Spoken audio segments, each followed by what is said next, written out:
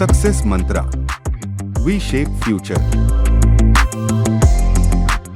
Hello everyone, welcome you all in today's the Hindu. आज के the Hindu में कुछ इंपॉर्टेंट टॉपिक्स हैं। एक तो इंटरनेशनल रिलेशन से अच्छा टॉपिक है, अपॉइंटमेंट से है, और स्पोर्ट्स में भी टॉपिक है। स्पोर्ट्स में इन जनरली जो डेली वीडियो देखते होंगे उनको लग जाता होगा ये बात, यार स्पोर्ट्स से बहुत कम डील हम करते हैं, और बहुत रेयर केस में अगर कुछ ऐसा होता है तो डील करते हैं, वो भी प्राइमा फेसाई कंप्लीट स्पोर्ट नहीं होता है, उसमें भी एडिशन चीजें होती हैं। बट स्पोर्ट्स को प्लीज मिस मत करो, आईलेट में क्वेश्चन आते हैं स्पोर्ट्स से। और अब जैसे सारा एग्जाम खत्म हो चुका है, 3 ईयर वाला भी खत्म हो गया exam, and Symbiosis is also over, interviews are over I guess, and again वो नेक्स्ट वाला साइकिल। तो क्लैट और आईलेट की अगर बात करें तो क्लैट मतलब 1 से 5% के बीच में चांस होता है स्पोर्ट्स के क्वेश्चन पूछने के, वो भी डायरेक्टली स्पोर्ट नहीं होता है, वो भी पॉलिटिकल एंगल उसमें रखा रहता है। Next is about the eyelet. तो आईलेट में 2 से 3 क्वेश्चन हर साल स्पोर्ट्स से आते हैं, और आने भी चाहिए, और अच्छे क्वेश्चन आते हैं। हॉकी से आएंगे, डायरेक्टली आपको ऐसा स्पोर्ट नहीं आएगा जो आप फॉलो करते हो, जैसे कि क्रिकेट हो गया, फुटबॉल हो गया, इनसे बहुत कम क्वेश्चन वो पूछते हैं। वो पूछते हैं हॉकी हो गया, बैडमिंटन हो गया, चेस हो गया, आर्चरी हो गई, इनसे वो क्वेश्चन पूछते हैं।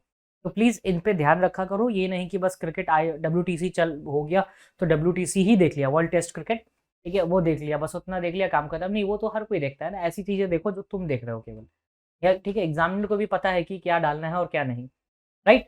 तो so will start today's discussion. तो आज का पहला टॉपिक हमारा था सिग्निफिकेंस ऑफ थाईलैंड इलेक्शंस।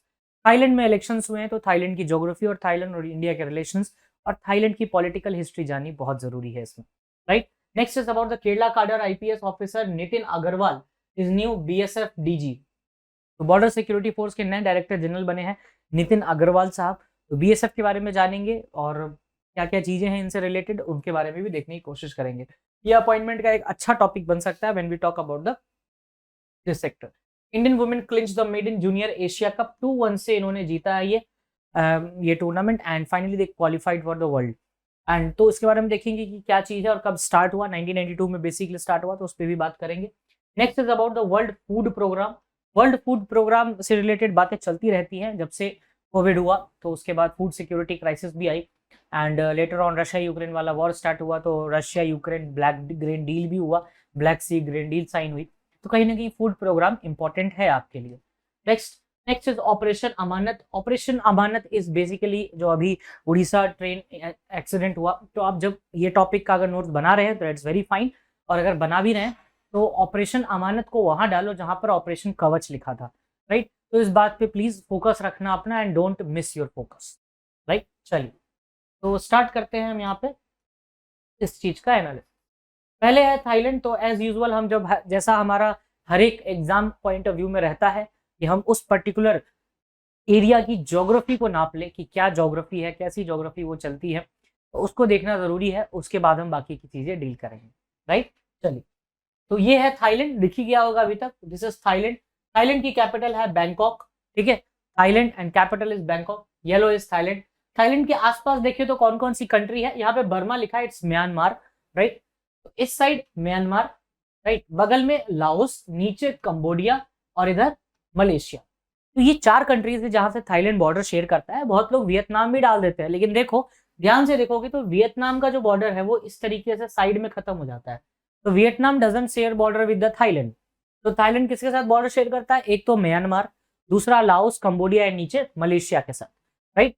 तो थाईलैंड की आपको पता चली गई है कि Thailand is Bangkok, and Thailand की करेंसी है baht, Thai baht is the currency of Thailand.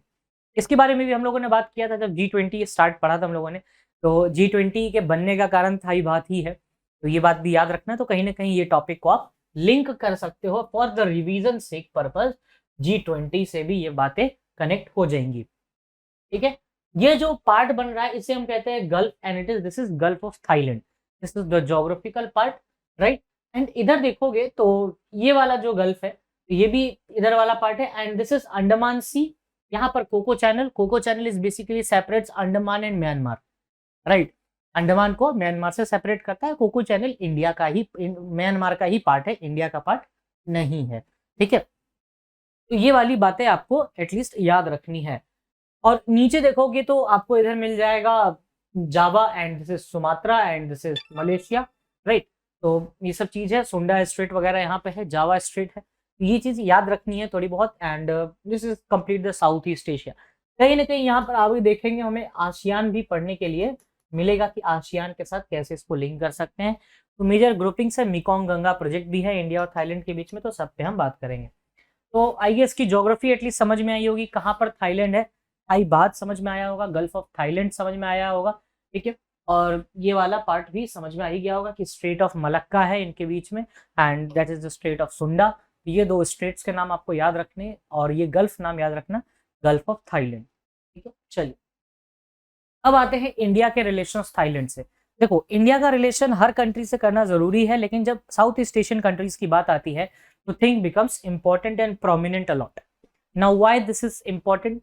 तो देखो जब भी इंडिया और थाईलैंड की बात आती है तो India and Thailand shares a broad cultural history and religious history as well from its ancient past, ठीक है। हमारे लिटरेचर्स में, हमारे किंग्स में, हमारे पॉइंट्स में, हमारे आर्किटेक्चर में मिल जाएगा। और यहाँ के जो किंग हैं अभी, वो भी किंग रामा 10 अपना टाइटल लेते हैं। तो कहीं ना कहीं इंडिया के रिलीजन और कल्चरल सिग्निफिकेंस दोनों को देखने को मिलता है। तो चलिए स्टार्ट करते हैं। थाईलैंड क्लासिकल संस्कृत टेक्स्ट है Pali from India carry references of the region using various names such as तथाकोशा and Suvarnabhumi, the land of gold, and Swarnadvipa, the golden island, indicating that this was a region that attracted the Indian merchants। Pali text की अगर बात करें, संस्कृत और पाली text जो earlier बने थे, ठीक है, उसमें जो थाईलैंड है, उस टाइम पे थाईलैंड नाम नहीं था, उस टाइम पे इसको इस नाम से संबोधित किया जाता था। एक तो कथाकोशा, सुवर्ण भूमि एंड सुवर्ण द्वीपा, द्वीप इस तरह से कह सकते हो। द्वीप is basically the island when we talk about the in Hindi, ठीक है। द्वीप एक वर्ड यूज होता है हिंदी में आइलैंड्स के लिए। तो स्वर्ण द्वीप, फिर स्वर्ण भूमि, गोल्ड लैंड एंड कथकोशा, ये 3 नाम होते थे एंशियंट नेम अगर हम बात करें थाईलैंड के। ट्रेड करते थे स्पीसीज में, एरोमेटिक वुड्स में, चंदन वगैरह की लकड़ी आप समझ सकते हो यहाँ पे, एंड मोस्ट इंपॉर्टेंटली गोल्ड उस टाइम पे बहुत फ्लरिश भी करता था इस रीजन से। चलिए अब नेक्स्ट पार्ट हम अपना देखेंगे। In more recent times European and Indian scholars have referred to south east Asia as a father of India. South east Asia को इंडिया का फादर भी बोला गया और हिंदुआइज्ड और इंडियनाइज्ड स्टेट्स बोला गया है। फर्स्ट पर्सन जिसने इस बारे में डेप्थ में स्टडी की थी, that was the George Coedes, या जॉर्ज सीडिस बोल सकते हो, that will be much better manner to speak about. तो जॉर्ज सीडिस का नाम याद रखिएगा। उन्होंने एक टर्म कॉइन किया था, farther India, to refer of to those states that experience the civilisational activity of India.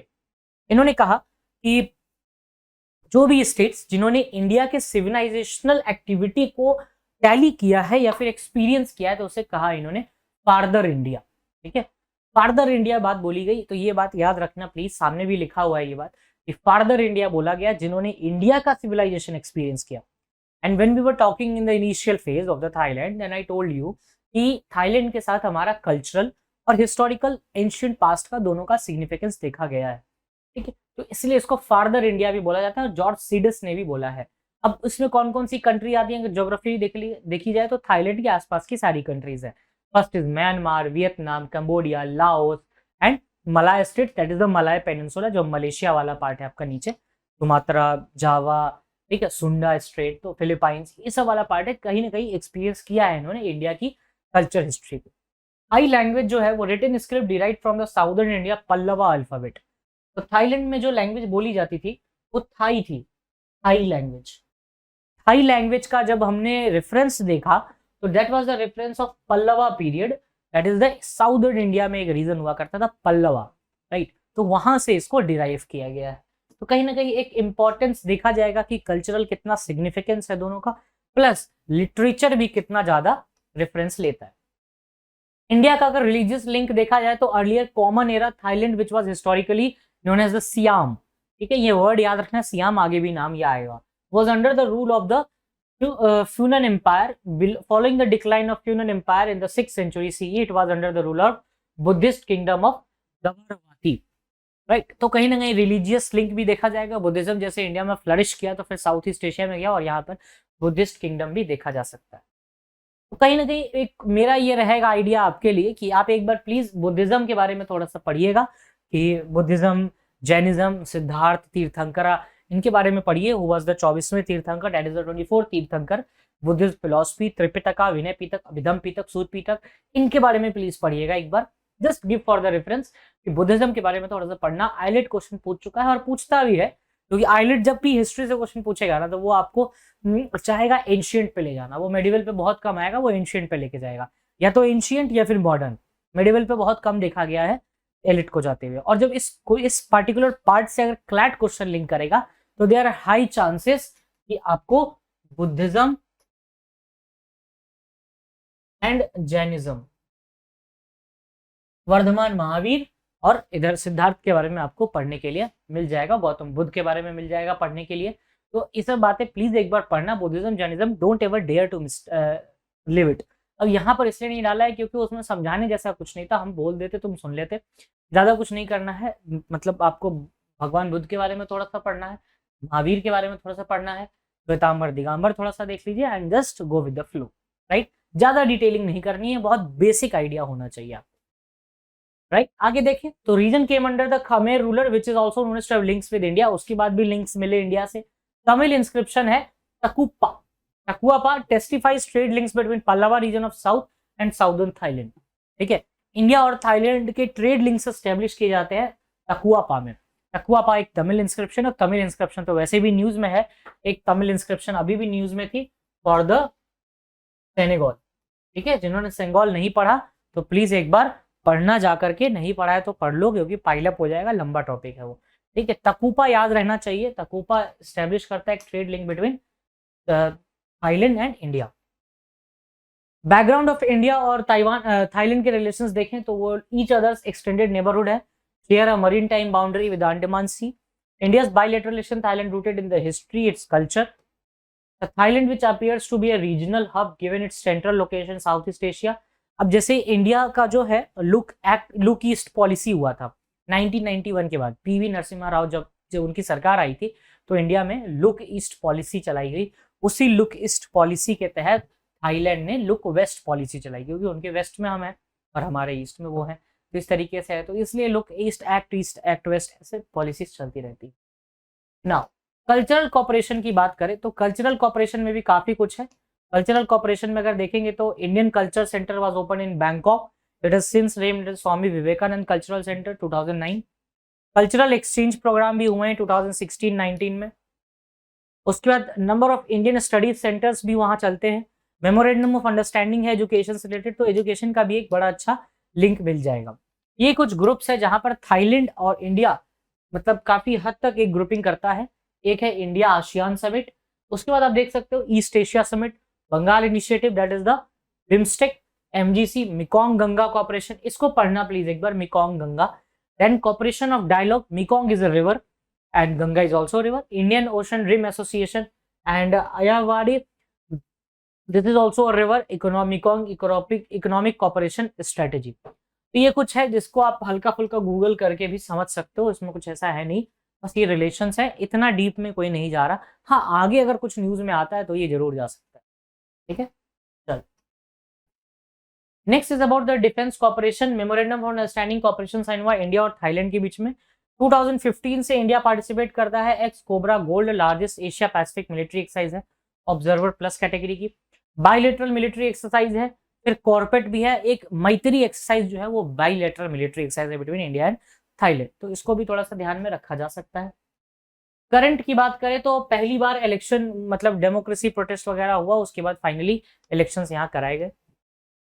2000 अभी जो 14 मई को रिजल्ट आया वो डायरेक्टली इलेक्टेड नहीं बनेगा, जो भी है प्राइम मिनिस्टर प्रेसिडेंट इनका। तो इनमें प्रॉब्लम ये है कि जो भी पर्सन कैंडिडेचर के लिए बोल रहा है कि हाँ I will be running the government, तो 500 seat of house of representative और सीनेट के 250 पीपल वो अपॉइंट करेंगे, कहीं ना कहीं इनडायरेक्ट हो गया, तो इसे हम कहीं भी प्रॉपर हेड डेमोक्रेसी नहीं बोले जाएंगे। अच्छा, इनका जो मेन लीडर है वो है मिस्टर लिमजारोन रैट, इनका नाम याद रखना। थाईलैंड में प्रोग्रेसिव मूव फॉरवर्ड पार्टी की सरकार आने वाली है अभी कुछ ही टाइम में। नेक्स्ट इज अबाउट द, ये फर्स्ट एशियन कंट्री है जिसने कंजम्पशन ऑफ मैरिजुआना को लीगलाइज किया था। Marijuana medical marijuana, not like कि ऐसी weed Phukna in the market, वो नहीं, मेडिकल मैरिजुआना को अब लीगलाइज किया। पॉलिटिकल हिस्ट्री की बात करें तो SIAM was the old name of Thailand and Siamese revolution हुई थी 1932 में। उसी रिवॉल्यूशन के बाद एक डेमोक्रेटिक गवर्नमेंट बनाने की कोशिश की गई, लेकिन 13 टाइम्स मिलिट्री कूप्स भी हुए वहां पे। 2001 में पहली बार एक सरकार बनी है मिस्टर थाक्शिन की, ठीक है, इनकी पार्टी थी थाई रक थाई, मतलब थाइज लव थाइज पार्टी। फिर उसके बाद इनको भी एक वॉर ऑन ड्रग्स में कंट्रोवर्सी रूप से हटाया गया। 2011 में इनकी यंगर सिस्टर यंगलक कंट्री की पहली फीमेल प्राइम मिनिस्टर बनी। तो ये चीज थोड़ा सा ध्यान रखने वाला है कि first female prime minister of Thailand is Yingluck. Yingluck बनती है, फिर उसके बाद मिलिट्री कूप होता है, और फिर उसके बाद जो ये डेमोक्रेसी वाला खेल है ना, वो खत्म ही कर दिया इन्होंने मिलिट्री कूप से। कूप प्रायुक्त को लेके आ गया, और फिर उसमें कॉन्स्टिट्यूशन में एक नया चेंज आया 2017 में कि जो पीपल इलेक्ट करेंगे इलेक्शन से, वो डायरेक्टली आपको लीडर नहीं बनेगा, प्राइम मिनिस्टर नहीं बनेगा। प्राइम मिनिस्टर कौन बनेगा? जो ये सीनेट एंड रिप्रेजेंटेटिव चुन के जिसको भेजेंगे वो बनेगा प्राइम मिनिस्टर। ठीक है, ये 20 to 50 मेंबर जिसको चुन के भेजेंगे वो बनेगा। यानी अपने लोग कहीं ना कहीं ये चाहते थे कि हम इनडायरेक्ट डेमोक्रेसी के थ्रू हम अपने लोग वहां पर भेजें। तो ये था पूरा थाईलैंड। तो आई होप कि इसमें समझ में आया होगा, and if you have any doubt you can just mention in the comment section. Now अब टॉक अबाउट द बीएसएफ। तो बॉर्डर सिक्योरिटी फोर्स के नए डीजी बने हैं नितिन अग्रवाल साहब, 1989 के केरला काडर के आईपीएस ऑफिसर हैं ये। ठीक है, और ये 5 मंथ तक पोस्ट खाली रही, उसके बाद फाइनली ये बने हैं। Mister Agrawal currently DG operations in CRPF posted है, जिसका हेडक्वार्टर दिल्ली में है। तो बहुत अच्छा खासा एक्सपीरियंस है। BSF is a primary border guardian organisation है। 1 जनवरी 1965 को ये रेस की गई। ये बॉर्डर को प्रोटेक्ट करती है, पाकिस्तान और बांग्लादेश के बॉर्डर को। ये आर्म पुलिस फोर्सेस बटालियन है जो कि पीस टाइम पे बॉर्डर्स प्रोटेक्ट करती है।